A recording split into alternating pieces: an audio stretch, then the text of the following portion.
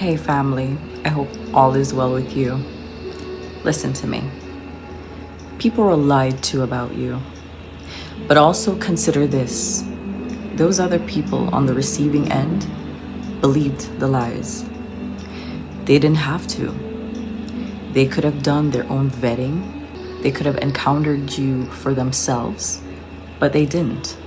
Therefore, they are one and the same at the end of the day. You see, because of these lies, people distance themselves from you. When you didn't show up to work or school or wherever, they didn't even check to see how you were doing. Now they want to come back.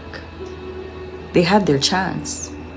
They could have come in and clarified a few things, but it's as if the people wanted a reason not to like you. Hence, they ran with the lies. It wasn't the truth at all. Just a bunch of slanderers going around making you look bad for their own selfish reasons. So family, be mindful. When these people come around, especially when things start to look up for you, remember who was there for you, because it wasn't them. Now is not the time to have a slumber party with the enemies who once tried to destroy you. They wanted to put you down so bad. Everywhere you went, whether school, church, home, it's as if you walked around with a sign that said, "Attack me, please." Literally. So many opportunities that were meant for you passed you by just because of these treacherous individuals trying to play God in your life. If you made one mistake, you would not get the same treatment as the next man. They were given leniency while you were mocked, looked down on. Even when you tried to do right, when you tried to right your wrongs, it didn't matter. I remember I had a family member. This is more of a personal testimony. I really used to look up to this person growing up because of how they behaved, how they portrayed themselves.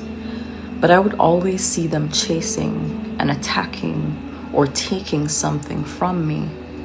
And I disregarded it because I was very young and it was not being reflected on the external, right?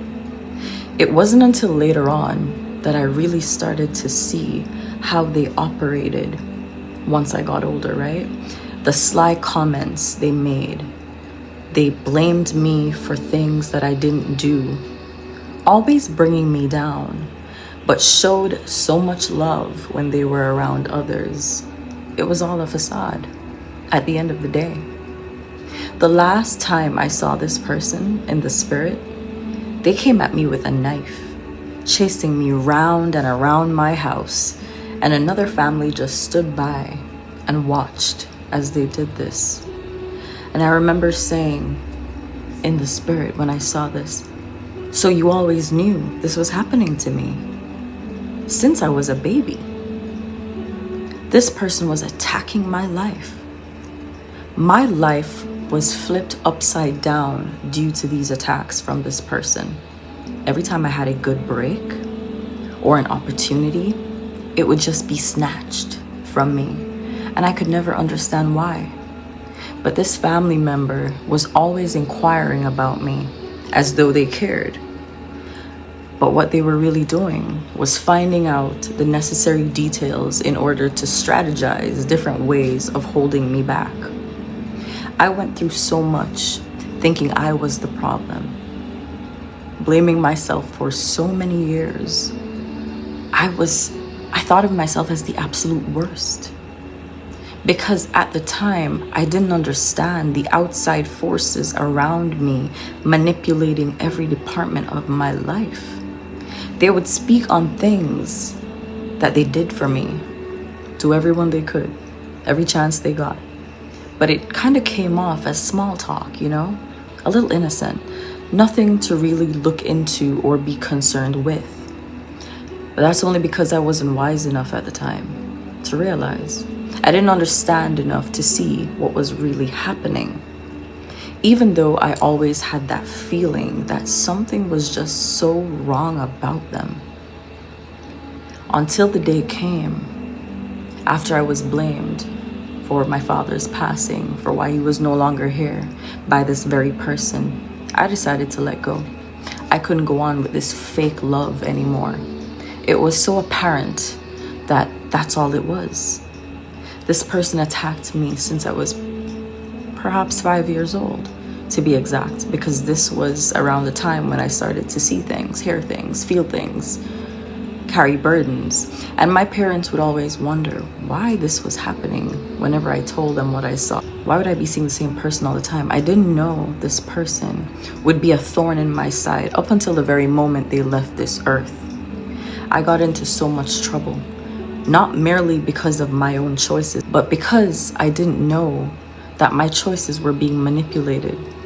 Yes, we have free will, but people are able to interfere with our decision making, especially when we lack the understanding of what's going on. This person did so much until one day God spoke to me and said, I had to remove them because they were never going to stop.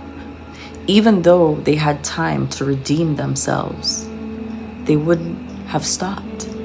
They wouldn't have stopped, even if their life depended on it. That's how cold their heart became.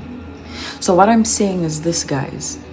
Some people are simply here to come against you. That's their assignment. That's their job.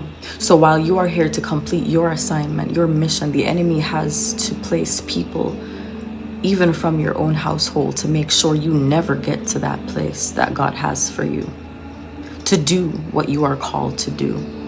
So when the Lord says he wants you to remove yourself from them, as hard as it is, you need to let go.